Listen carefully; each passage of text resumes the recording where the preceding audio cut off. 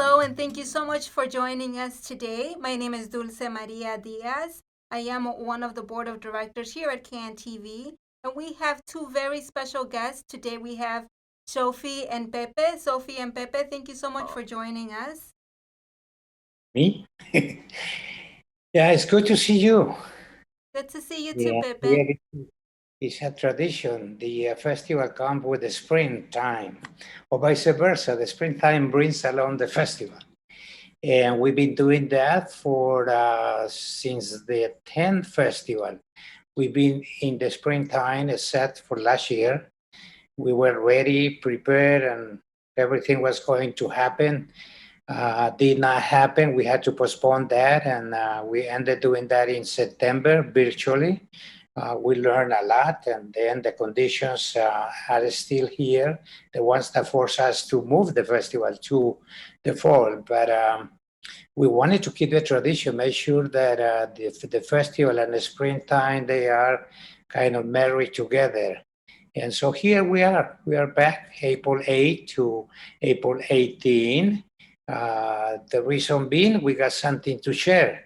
The best cinema that has been made recently, the last year, in spite of the pandemic, the creativity and the artists had not stopped dreaming and making the films happen. And our job is to share them with the Chicago audiences. Thank you so much for that and for continuing to share this history and this culture through this pandemic. Now let's talk about what's different this year. The 2021 festival, since we are celebrating this 37th year during the pandemic, what can we expect different? Can you talk to us a little bit more about drive-ins? I know you mentioned the dates, April 8th through April 18th. Can you talk to us a little bit more about the drive-ins and the health safety protocols that are to be followed this year? Absolutely. Yeah, so most of the festival will be happening virtually this year, as it happened in September of last year when we moved the festival online. So the majority of the screenings of all of our films will be happening virtually on a virtual platform. And you can stream these films during the 10 days of the film festival from the comfort of your very own home. But we do have a few drive-in screenings. We have an opening and closing night to, celebrate our festival in the way that we usually do in normal times. We usually have an opening night to kick things off and a closing night to wind things down and celebrate all the wonderful films that we've seen together. So at the drive-in will be at Chi-Town Movies in Pilsen. And Chi-Town Movies has been doing an incredible job of following safety protocols of the city during COVID times. It's been an incredible way for people to come together and watch movies. Outside of your car, everyone has to be wearing a mask. The Chi-Town Movies has their own restaurant, and you can get food delivered to your car if you want to have snacks during the film. It's a very safe and very fun way to experience watching a film on a big screen, since we don't really have that opportunity in the theaters right now. To be able to be in the same place as our audience and celebrate it together. That's very exciting, and we don't have to worry about parking, huh? That is the beauty of drive-ins. Now we are very excited to introduce to the audience some examples of what they can find, some clips. Now let's watch this trailer for Landfall. Uno se maravilla con las bellezas de Puerto Rico, uno se maravilla de que Puerto Rico es alegre, de que nos gusta fiestar. Pero al venir María, entonces nosotros pudimos ver lo jodidos que estábamos.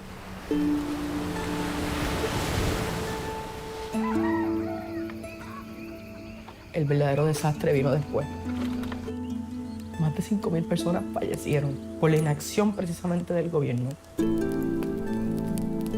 New investors are coming to Puerto Rico, people that want to protect their wealth. Government services should be privatized and put in your hands because you can make money doing it. El gobierno que parece que no le importa la economía en la que tú tienes que sobrevivir. Entonces no es justo. How well is that going right now? Ten mucho cuidado con cómo usted me está hablando, amigo. Usted es un hombre blanco y está en mi terreno. From Puerto Rico. I mean, it's a film that, what I was saying before, it captured the moment that it's living. we are familiar with what happened, and now we are kind of forgetting, because it was 3 years ago, 2017, when we have Irma and Maria and devastated the island. And then the political corruption, the death that they have, they don't have how to pay for. And then because money has been taken everywhere by the politicians, and that caused the governor to really resign, address that reality, and people, in spite of the pandemic, they got together and create this movement and force him out of the office. And also, I think we see the president also wanted to be part of the solution. And what did he do? Just made the problem bigger by tossing paper towels. And that is not what people needed. People needed something else, at least words of something that alleviate the pain. And words can do that naturally. When it comes to material things, anything beyond paper towels will help. And so what the filmmakers do, they go throughout the island and start interviewing people who were affected, showing the reality, talking to people who had been not only affected, but also participated in the movement of changing. But I think that is enough, because you had to go and see the film. And all I can do is just recommend, and that is our job. Bring the film here and asking you to really pay attention, and ultimately go into the Chicago Latino Film Festival, log in and get your ticket and see the film, hopefully not alone, with the family. Mi terreno.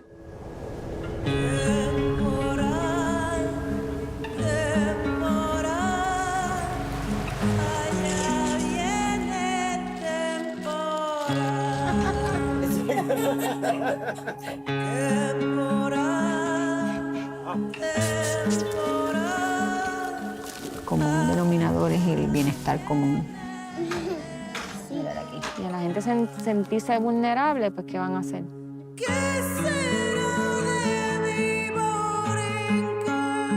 Después de María dijimos, ¿sabes qué? No.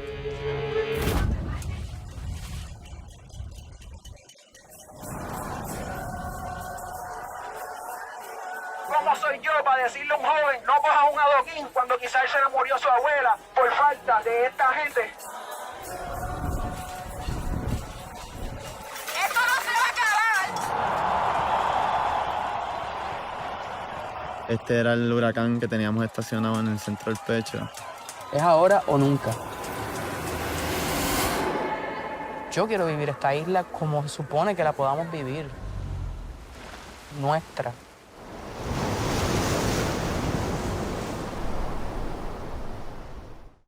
Now let's take a look at a trailer for Mambo Man. Pero así no podemos seguir. Estamos en la quiebra.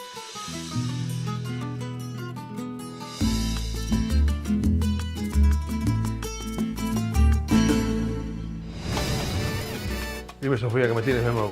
El Instituto de la Música dice que en marzo hay 3 conciertos. Muchísimas gracias a JC Mambo Mana. Robertico. Hermano, tú sabes que yo vine solamente porque tengo un negocio entre manos. I can dance too, because that is the mambo thing, the music. It has music. When I saw the film, I learned a lot about Cuba, about the situation, about how people really wanted to make it, how difficult everything is, but the human endurance and the power of wanting to succeed is there. And that is what the film captured, and the music is phenomenal. One of the greatest singers of the moment, the Cuban All-Stars group is there, and there are other musicians, but it's a story that reflects the reality of Cuba. The revolution, and the time has gone by, no solution to the problems, and the problems are even bigger. And so people are very resourceful, very creative, and they start creating and inventing ways of how can they really overcome these difficulties. And so he tried his best to really come with ways to support the family. and keep moving and taking advantage of really keeping the family together. I recommend that people really come and see and it's sort of a road movie. You travel a lot throughout Cuba in what they call Oriente. So they travel a lot, so you get to see a lot of the environment, people, the custom, the food, and how people relate to each other. So I think it's a good choice for anyone who wants to learn a little bit about Cuba and the music as well.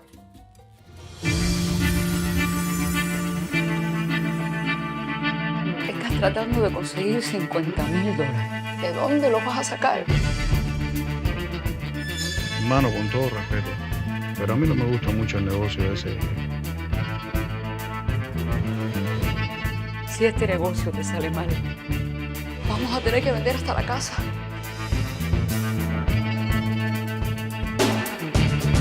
Oye, pero ¿dónde diablos tú estás? ¿Qué pasó?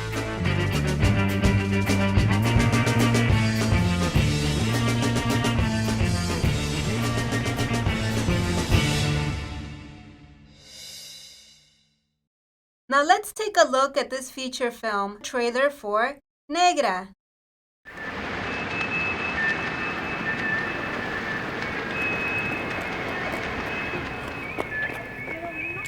En ese momento lo que entendí es que ser negra era algo malo. Como si algo estuviera mal conmigo, digamos.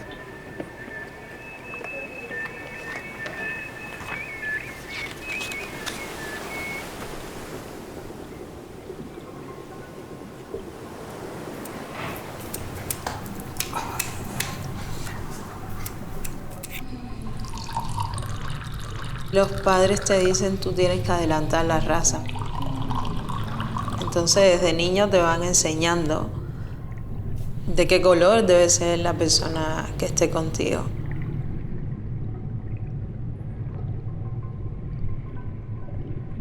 Cuando él me pide que fuera su novia, faltaba para que llegara el día de la cita y con otras amigas nos reunimos en el transcurso de esos días y me dice que su mamá no te quiere. Dice la señora que estás muy prieta, que pareces la orilla del comal.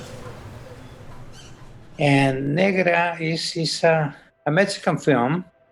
It's a phenomenon that is not really much known about Mexico and discrimination and racism and how Black people are treated. Also because there are not too many. Whereas there are other countries, Uruguay and Brazil, Colombia, Peru, and the Caribbean, Cuba, Dominican Republic, and Puerto Rico, the Black population is rather big, and therefore the discrimination is big as well.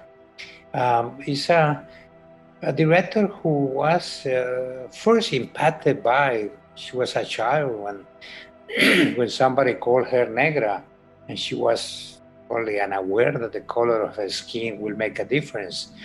And so she became aware of that, and now growing up and studied cinema, she wanted to address that and made this beautiful documentary depicting being Black in Mexico, a phenomenon that really affects a great number of Mexicans, but again, it could be anywhere else, and it's not a foreign thing. And so all of that is, and all of that affected pretty much by the same problem and suffered because of the color of the skin.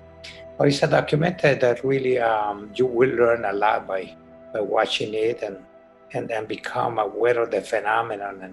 And there are tools to fight back. How can we deal with something that is really so inhuman?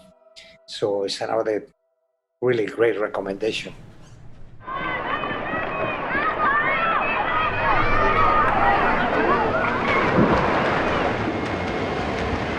Las veo y me veo. Nos veo. Lo que me pasó a mí, te pasó a ti. Nos pasó a muchas. Nos sigue pasando. ¿Y ahora qué hacemos con esto? ¿Cómo se trasciende una experiencia racista? ¿Cómo se transforma? No podemos controlar lo que la gente nos dice o hace, pero sí podemos controlar cómo reaccionamos y lo que hacemos con ello.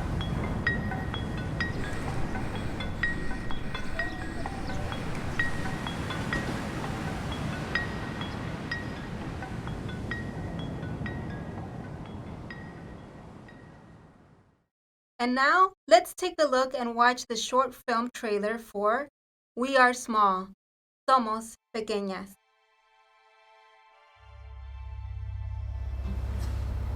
Levantemos nuestra mano derecha. Que la gracia de nuestro Señor Jesucristo sea con todos vosotros. Dale un abrazo a tu hermano. Aleluya, dale un abrazo fuerte a tu hermano. Kun je 6 dagen? Dat mag je mij. Hoe mag ik gewoon met kost echt dagen nog niet, hè? Nee, ik zie. Ik heb 6. 6, hè?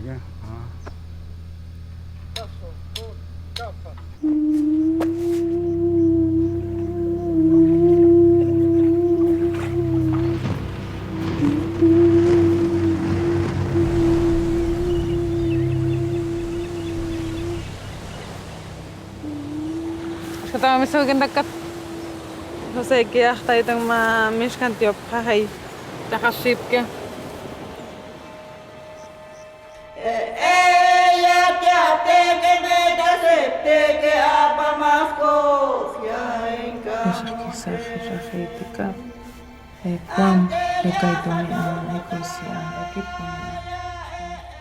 I love short films so much. I'm the shorts programmer here at this festival. I'm really excited to talk about a few of our short films that we're offering this year. And one of them is We Are Small. And this film, when I saw it for the first time, absolutely left a huge impression on me. It's a gorgeous short film, a fiction short film from Mexico by the director Fernanda Galindo. It takes place in a community called Punta Chueca, which is a small town on the coast of the state of Sonora in Mexico. And it is the homeland of the Seri indigenous people. This film is about two women who are best friends. Their names are Sara and Celica. And they're best friends and they spend so much time together, but they also sing together too. They sing in their community's church. They sing traditional songs on the beach for tourists, but they also rap together. And a lot of this film centers around an upcoming music contest in the community, in the town, that these two women want to participate in together. However, Celica, one of the women, she is married to a very strict and a very abusive man who won't let her leave the house to participate in this contest.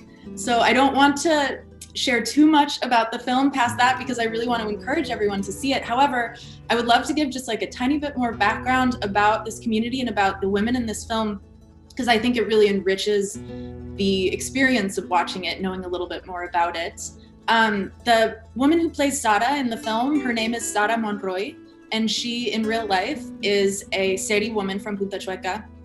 And she's well known in Mexico for being an activist, a poet, an author, a musician, composer, rapper, everything. She's an incredibly well-spoken and talented individual. And a lot of her work centers around the preservation and the continuation of the Seri language and culture through the tradition of, through oral tradition and through song specifically. And her activism also has to do with fighting for the rights of indigenous women in Mexico.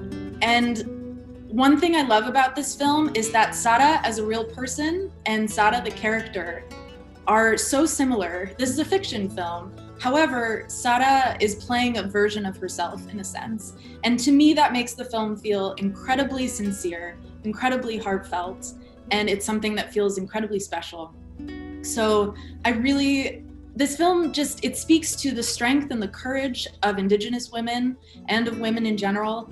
It also speaks to sisterhood and the bonds that are formed by sharing music with each other. And in this film, we're sharing traditional music from this community. We're sharing religious music as well as contemporary in a very interesting mix. So, and on top of everything, the cinematography is absolutely beautiful. So I really recommend this film. It's one of my favorites, and I hope that you come out and enjoy it with us. Thank you.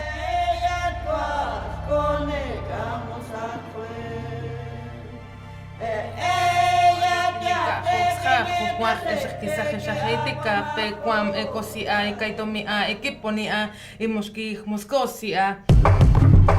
Eshkisaj kwam eitom ende shajen sokan skapka ejeka kisorte kwesiajo anet tjepenika tirte mesia dajo patama tajen skapka dajo papakata gencia somos pequeñas ya ejeka kisorte kwesiajo ejeka kirte shajetiko ikwaji somos pequeñas. And now for our next short film, we are going to introduce Ale Libre. Espíritu Santo baje sobre ¿cómo me dijeron que se llamaba? Alejandra. Que el Espíritu I am a Santo community member facing deportation and have been fighting my deportation case for the last 8 years. My mom believed the myth of like, if you're a citizen, your minor children get your citizenship.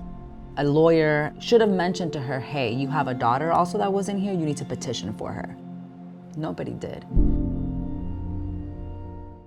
Ale Libre is a really powerful short documentary from actually a CLFF alum who was here a few years ago with another incredible and very popular short documentary of hers, Maya Cueva. And this is an immigration story that stood out very much to me when I saw it. This film is about a woman named Alejandra Pablos, who is an undocumented immigrant who has lived in Arizona almost her whole life. She's a community organizer, as well as an activist working for women's reproductive rights and also immigrant rights.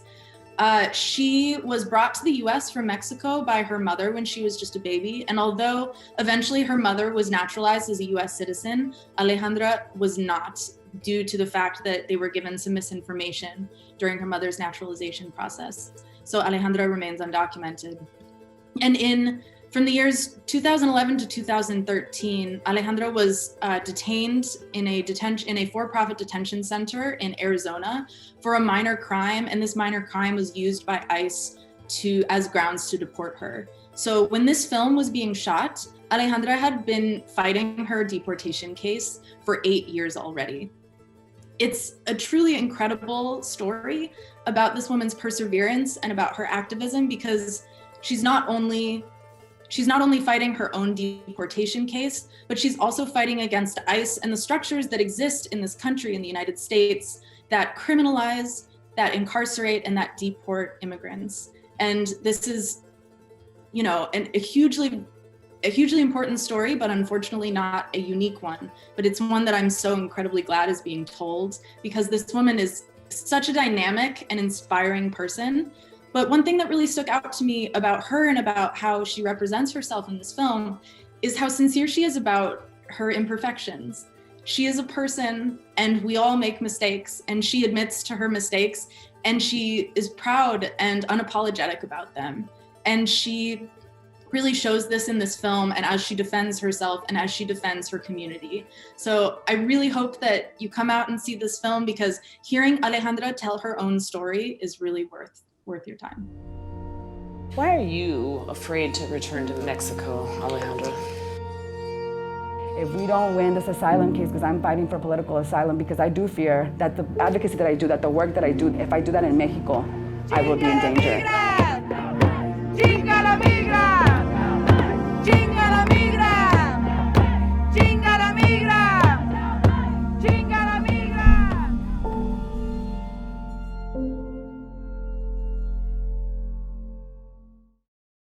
Thank you so much, Sophie. And I just want to add again, as an immigrant, Alejandra does represent many of us. And these struggles and these films represent many of us. And that is the power of these films. And that is how we celebrate culture, not just the beauty and the music, which is all beautiful, but the struggle and all that makes us human. Thank you so much for that, Sophie.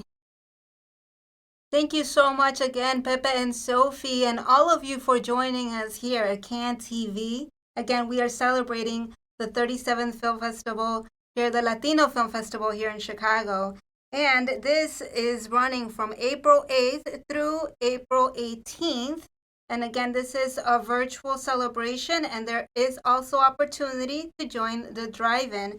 For more information and for tickets, you can visit ChicagoLatinoFilmFestival.org.